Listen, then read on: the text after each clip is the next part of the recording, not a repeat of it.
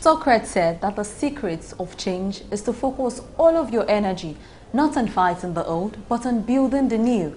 It's on this note I welcome you to another exciting episode on From the Ivory Tower.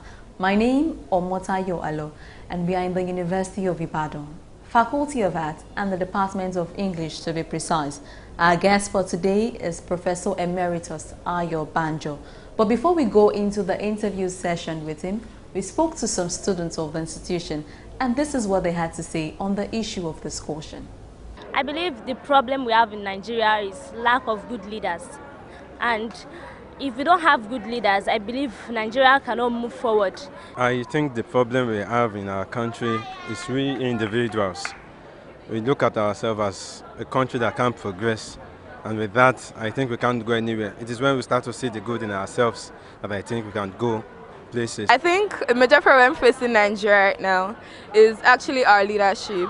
We don't really have good leadership, and as a result of that, we have major problems which our leaders cannot face. If corruption is being tackled in Nigeria, every other issue will be taken care of, because corruption is the bad sector in Nigeria that hinders the movement of every other sector.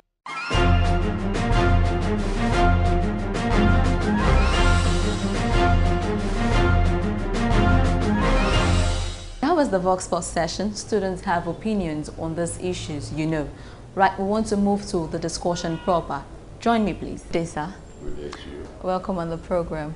Most welcome. It's nice having you. Okay, let's go straight to what we're here for.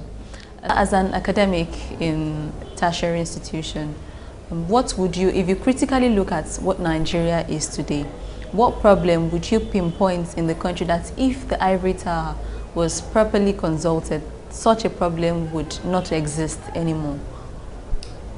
That's a very large question to ask, because I cannot think of anything that the advice of the universities would not have been very helpful.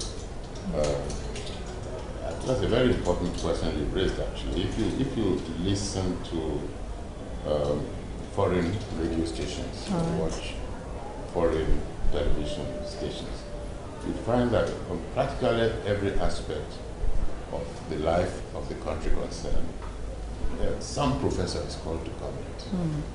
And that's not the case in this country. I think we are satisfied with people who know little about the subject being discussed, instead of going right to the people who have spent all their lives studying that particular thing.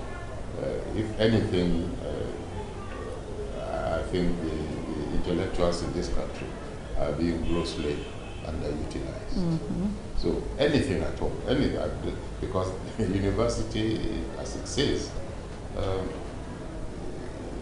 contains the universe, and all human knowledge is explored here. That's why various faculties deal with various aspects of life. I really wish that the media houses would use the university's resources a little bit more than they are doing. Whether you talk about education, we are in deep trouble with education. Whether you're talking about health, I don't know how much influence all the professors in medicine in this country, I don't know how much influence they are being allowed to play. Intervene. Yes. So anything at all, anything. All right. So we could just safely say that Nigeria is shortchanging itself by not exploring this. Precisely, this big resource that we have in the universities. All right. And we go to as I sometimes say, we go to the lorry motor parks to look for somebody to comment.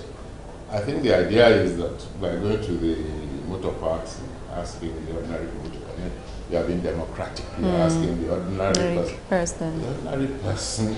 Well, it's all right. There are areas in which the democracy should operate. But when it comes to knowledge, to information, there are people who have spent, as I said, all their lives working on specific problems. All right. And when the problem arises in society, these are the people That should prefer solution. All right. Let's move to what is happening in the national conference as delegates bicker over more state creation. For you, do you think we need state creation is necessary for us in Nigeria as it is? Well, I'm trying to make sense of what I'm reading in the press.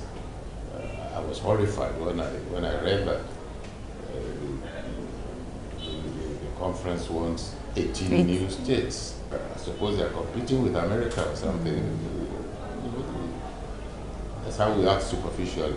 My honest view is that the states at present in existence should be collapsed into much fewer. We want definite foci, if you like, of development. We cannot have it in 15 states. Now that we have 36, most of them cannot sustain themselves. And if you create more states without creating the wealth of the country, now by the time you pay the governor's salaries, the commissioner's salaries, the hangers-on salaries, there's nothing left for development. I can't make any sense of it at all. Okay. So let's assume in a case we know the Nigeria we are today, anything can happen. So as we prepare for the unexpected, what would be the implication if more states were created? Well, it would mean in the first place that we are becoming even more unitary rather than federal. Because the power, all these states will be hanging on the center, and the center will be dictating to them what to do. That's the first thing. The other implication is what I already mentioned, there will be no development. Because the first thing when states receive allocation is to take care of the governor and the commissioners. And that will not happen. I don't know. Well, I would have thought, well, if you are equating these states to local governments, that's all right. Right. If you say you are enlarging the scope of local governments so that we'll have about 50 or 60 local governments in the country instead of the number we have now, but I just cannot make any sense of creating more states, except that some people want offices and they want to be more important than they are. And that's not a reasonable basis for creating states. All right, thank you. But I think it's the onus really is on those who want it instead to tell us what the benefits would be. All right. I haven't read anything, just to keep people happy. All right. But after 18, then we create 28 more. In 5 years. I've been talking to Professor Ayo Banjo of the University of Ibadan. Right now, we want to take a short break, and when we come back, we'll continue our discussion. Core TV News presents a platform with presence in over 30 states of the Federation. Be sure to be had. For live coverage of events, we have the capacity to deliver from anywhere in Nigeria and beyond. Contact us now on 0803 471 8550 or 0803 724 9733 014 533 407. Our 24-hour news station. Thanks for staying with us on the program from the Ivory Tower, and we are in the University of Ibadan, Faculty of Arts, Department of English, with Professor Ayo Banjo.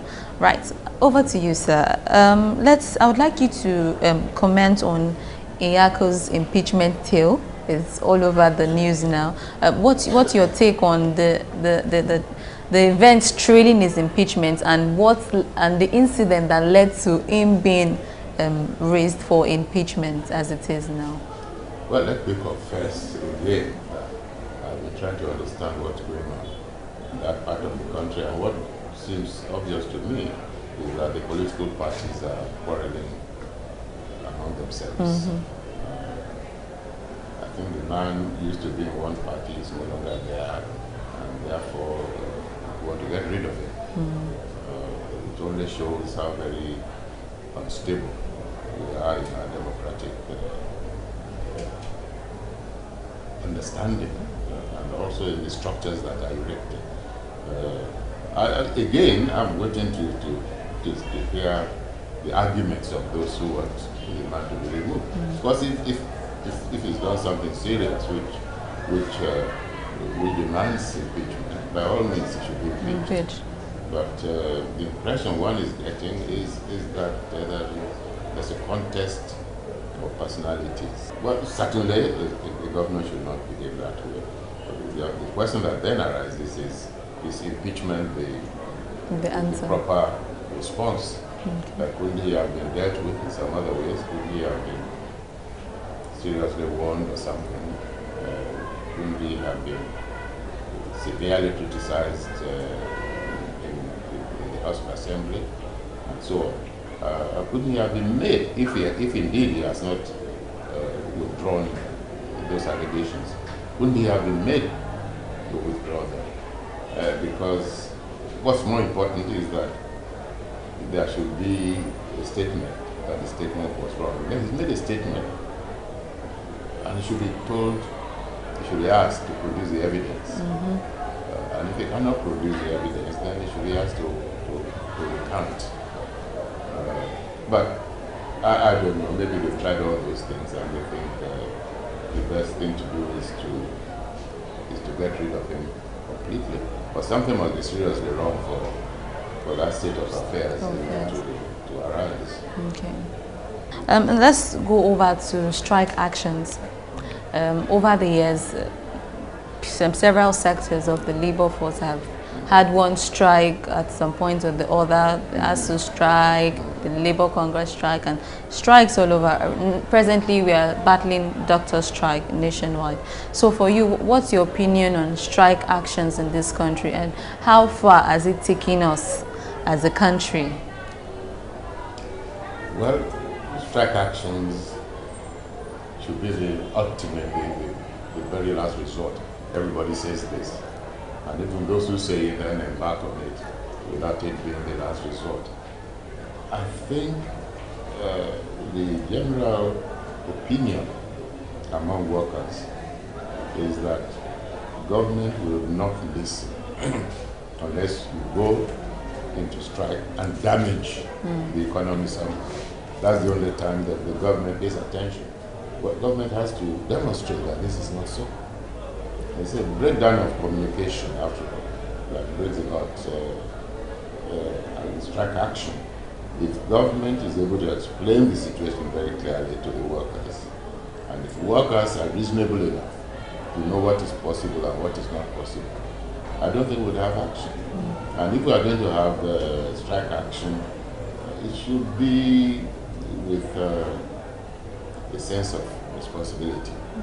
In other places, people just go on strike for one day to make their point.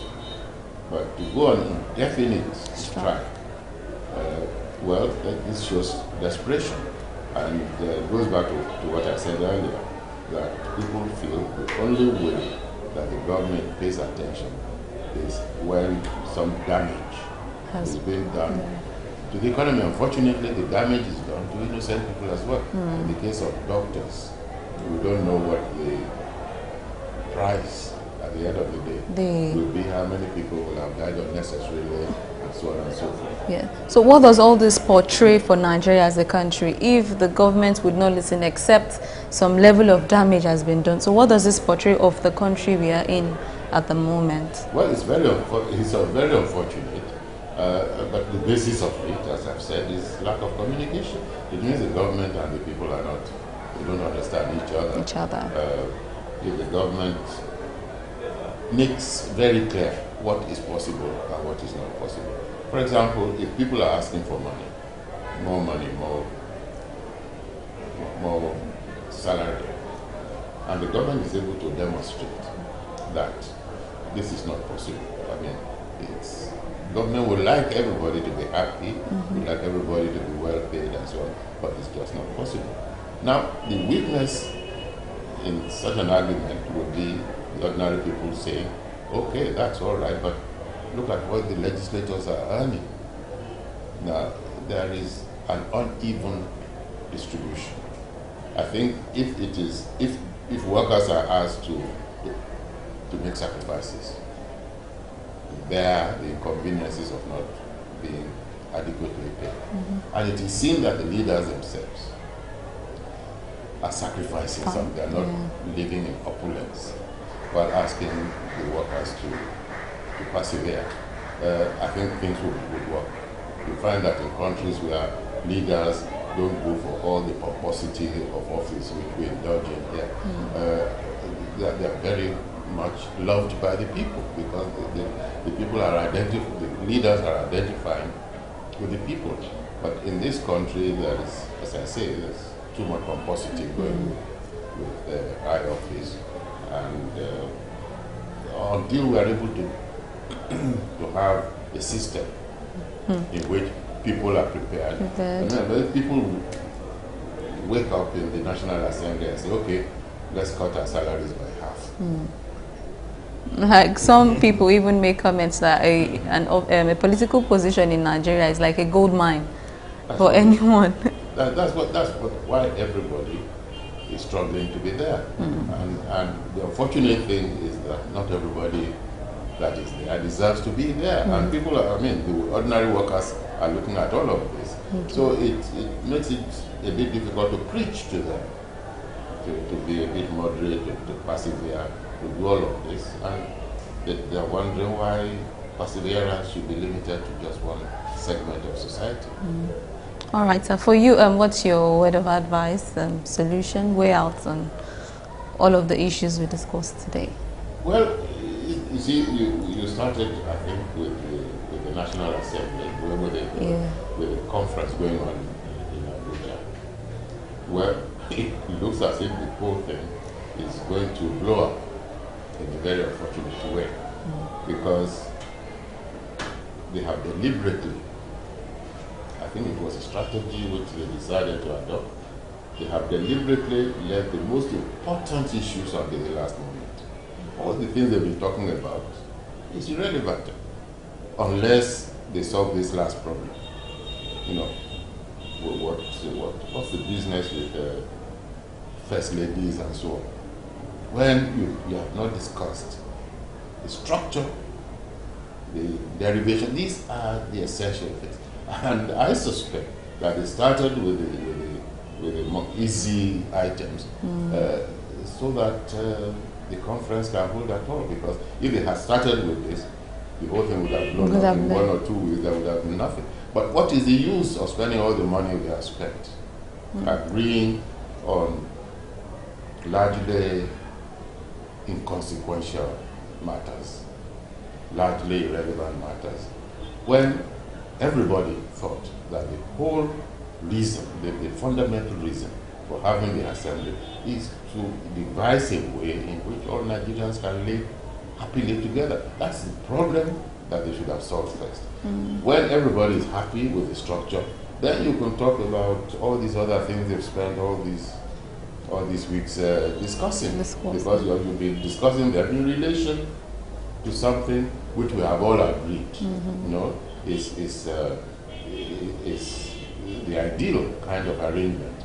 But it would be a pity if after all they have been doing, everything now breaks up. Okay. On the most crucial problem, do we want a federal government? Do we want a federal system? If so, what should be the form? Okay. That's what they are coming to now. There are important issues involved.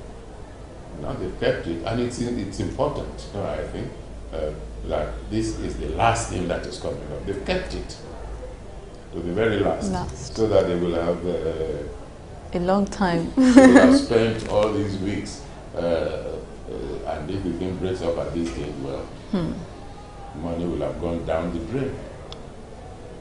All right. Thank you very much, sir. Thank you very much. It was nice talking with you. Same here. Okay. We won't go on the program today until you see our code session for today.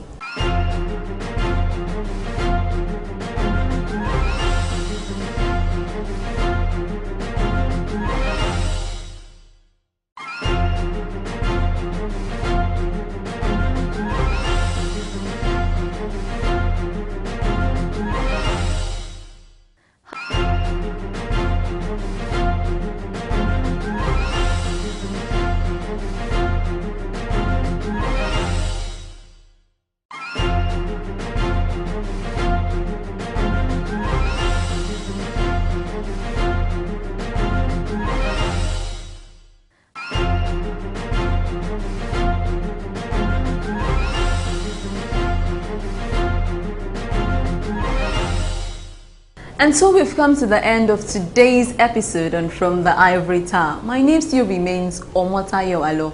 We visited the University of Ibadan today and I hope you learned a lot. Do well to join me next time on the program. Bye-bye.